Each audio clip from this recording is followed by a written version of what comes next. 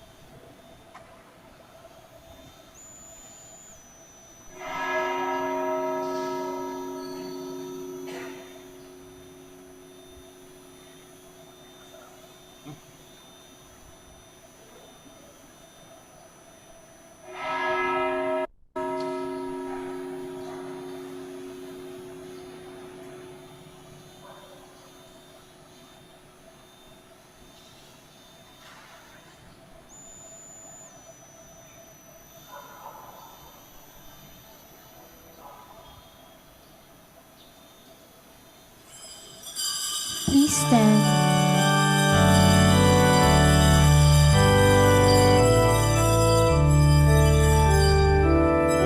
My soul rejoices in God my Savior. My spirit finds its joy in God the living God. My spirit finds its joy in God the living God.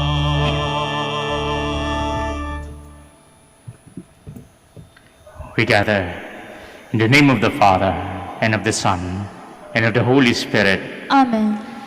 The grace of our Lord Jesus Christ, and the love of God, and the communion of the Holy Spirit be with you all. And with your spirit. Brothers and sisters, let us acknowledge our sins, and so prepare ourselves to celebrate the sacred mysteries. You were sent to heal the contrite of heart. Lord, have mercy. Lord, have mercy. You came to call sinners.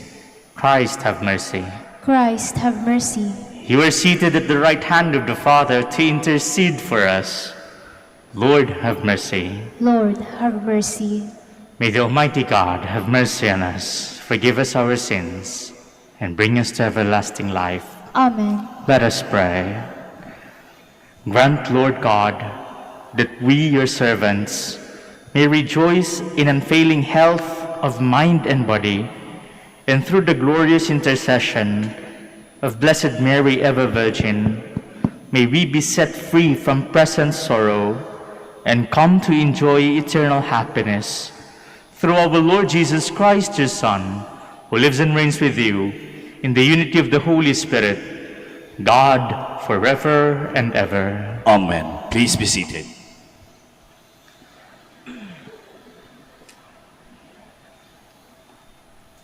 A reading from the first book of Kings.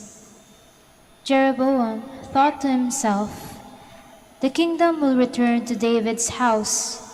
If now this people go up to offer sacrifices in the temple of the Lord in Jerusalem, the hearts of this people will return to their master, Rehoboam, king of Judah, and they will kill me." After taking counsel, the king made 2 calves of gold and said to the people, "You have been going up to Jerusalem long enough. Here is your God, O Israel, who brought you up from the land of Egypt." And he put one in Bethel, the other in Dan. This led to sin, because the people frequented those calves in Bethel and in Dan. He also built temples on the high places and made priests from among the people who were not Levites. Jeroboam established a feast in the 8th month, on the 15th day of the month, to duplicate in Bethel the pilgrimage feast of Judah, with sacrifices to the calves he had made. And he stationed in Bethel priests of the high places he had built.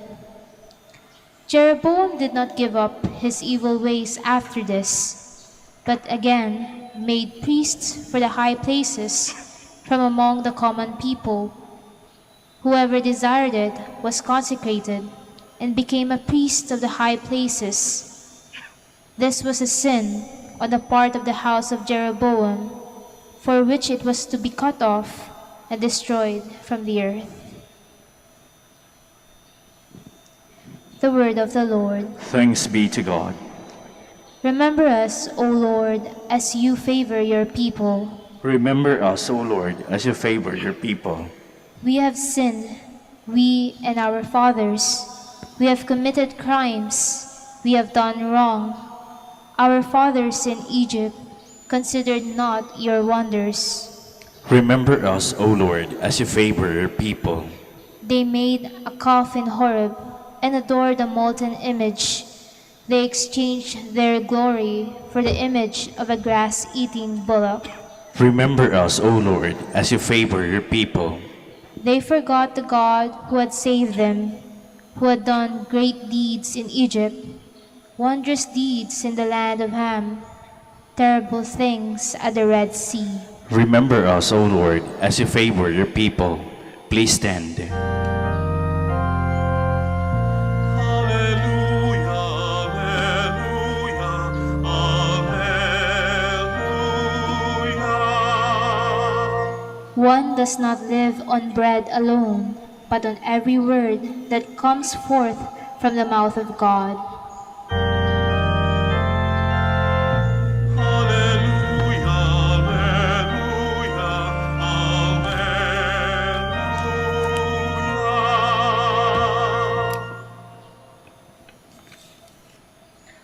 The Lord be with you. And with your spirit, A reading from the Holy Gospel according to Mark. glory to you, O Lord. In those days, when there again was a great crowd without anything to eat, Jesus summoned the disciples and said, "My heart is moved with pity for the crowd, because they have been with me now for 3 days and have nothing to eat. If I send them away hungry to their homes, they will collapse on the way, and some of them have come a great distance." His disciples answered him, "Where can anyone get enough bread to satisfy them here in this deserted place?" Still he asked them, "How many loaves do you have?" They replied, 7. He ordered the crowd to sit down on the ground. Then, taking the 7 loaves, he gave thanks, broke them, and gave them to his disciples to distribute. And they distributed them to the crowd. They also had a few fish. He said the blessing over them and ordered them distributed also. They ate and were satisfied. They picked up the fragments left over, 7 baskets. There were about 4,000 people. He dismissed the crowd and got into the boat with the disciples and came to the region of Dalmanutha. The Gospel of the Lord. Praise to you, Lord Jesus Christ. Please be seated. Ang ating napakinggan ay tungkol sa pagpapakain ni Jesus ng maraming tao. Ito po yung ikalawang account na ginawa ni Jesus, ang multiplication of the bread. Ang ating binasa ay mula sa chapter 8. Pero sa chapter 6, ng Ebanghelyo ni Marcos, ay ginawa rin ito ni Jesus. Pero merong mga similarities and dissimilarities. Merong pagkakaiba. Sa unang multiplication of the bread, 5,000 ang napakain. Pera pa doon ang mga babae at mga bata. Sa ikalawang multiplication of the bread ngayon, ang napakain, 4,000. 4,000. Sa unang account, ilang tinapay at isda? 5 tinapay at 2 isda. Sa ating binasa ngayon, 7 tinapay at mangilang-ngilang isda. At saan naganap ang una? Sa Sea of Galilee, pero nasa region ng mga Hudyo. Ngayon, naganap ito sa Sea of Galilee, pero sa bandang Gennesaret, rehiyon ng mga Hintil. Pero wag po nating ituon doon ang ating isipan o ang ating pagninilayan ngayon. Sa dalawang account ng multiplication of the bread, ang nandoon, natitingnan natin, ay mga disipulos. Mga disipulo ni Jesus. Ang mga disipulo ni Jesus, merong nakita. May nakita sila. Ano yun? Sa dalawang account, meron silang nakitang mga taong nagugutom na sumama kay Jesus. Pero sa unang multiplication of the bread, nahabag si Jesus dahil, sabi niya, they are like sheep without a shepherd. Para silang mga tupang walang pastol, na walang gumagabay, na gustong makinig sa kanilang pastol at dapat sundin. Ang mga tao'y nagugutom sa tamang turo. Nagugutom sila sa gabay. Nagugutom sila sa karunungan. At ngayon, saan nahabag si Jesus? Nahabag siya dahil ang mga taong sumusunod sa Kanya ay 3 araw nang sumama sa Kanya. At kapag sila ay pinauwi, matutumba sila sa daan dahil sa gutom. At paanong dinindig ni Jesus ang kanilang kagutuman? Ang pisikal na gutom, pinakain din. Pinakain din. Dito, nagugutom sa karunungan. Dito, may pisikal na gutom. At yun ang nakita ni Jesus ng mga disipulos. At ano pang nakita ng mga disipulos? Dininig ni Jesus ang kanilang pangangailangan. Nahabag siya. Nahabag si Jesus. Pero dito sa ikalawang account, meron silang dala-dala. May dala-dala silang pera. Pero walang-wala lang talagang mabilhan dahil sila'y nasa liblib na lugar. Sa unang account, walang-wala silang pera. Pero dito, meron siguro silang ilan. Pero wala lang mabilhan. At ang nakita doon ni Jesus sa ikalawang account ay ang kanilang pagsama.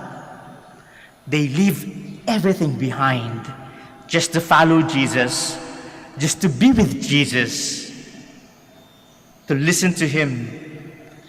Nakalimutan na nila ngayon na sila pala ay may pangangailangan. Hindi sila humingi ng tulong kay Jesus para sila pakainin. No.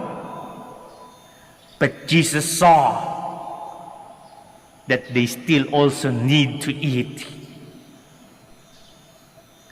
Nakita ni Jesus na iniwan ang lahat para lang sumama sa Kanya, para makinig. At nakalimutan din nila na may pangangailangan pala sila. But then, Jesus saw what they need, and He responded. He multiplied the bread and the fish, and they were fed. At anong naging resulta? Nabusog sila. Dumami ang tinapay at isda at meron pang sobra. Nakita ng mga disipulo ni Jesus ang kanyang habag. At ano pang nakita nila? Ano pa ang nakita ng mga disipulos? Yung milagro. Paano napakain ni Jesus yung 4,000 na katao sa pamamagitan lamang ng mangingilang isda at 7 tinapay? Nakita nila ang milagrong ginawa ni Jesus. Pero bakit mapapansin natin sa mga susunod na paragraph o sa mga susunod na kwento, hindi pa rin naniwala o hindi pa rin sapat o lubusan ang paniniwala at pagtitiwala ng mga disipulos kay Jesus? Sa mga susunod na araw, mapapakinggan natin na sinabi ni Jesus sa mga disipulos, "Do you still have not faith?" Why did you doubt? Despite nakasama ni Jesus ang mga disipulos, hindi pa rin lubusan ang kanilang pagtitiwala at paniniwala kahit nakakita na sila ng milagro. Hindi pa rin lubusan. At ano pang nakita? Pang-apat, itong Sea of Galilee na sa parteng Genezareth ay hindi mga Hudyo. Sinasabi lang na ang mabuting balita ay hindi lang para sa mga Hudyo, kundi para sa lahat ng sino mang lumapit, makinig, isabuhay at gawin ang mga inutos ni Jesus. Nakita ng mga disipulos na si Jesus ay hindi lang para sa mga Hudyo. Kaya't anong aral ang makikita natin dito? Alam niyo po, sa mga panahong walang-wala tayo, sa mga panahon na tigang ang lupa, na parang wala ng tubig tayong maiinom para pamawi ng uhaw, God will make a way. God will make a way. Sa panahong akala mo, nag-iisa ka, He will be there. Sa panahong akala mo wala ng pag-asa, He will give you hope. Papaano? He will do miracles. Gagawa at gagawa ng milagro ang Diyos para sa iyo, sa buhay mo. And what is our reaction? Lord, gawin mo lang ito. Itong bagay na ito lang. Maniniwala ko sa iyo. Gagawin ko kung anong gusto mo. And after that, we still doubt. Parang mga disipulos, we all have the reasons to believe. We all have the reasons to follow Jesus. And yet, after a while, we will still doubt. Kahit nabigay na, kahit tinugon na, we will still doubt.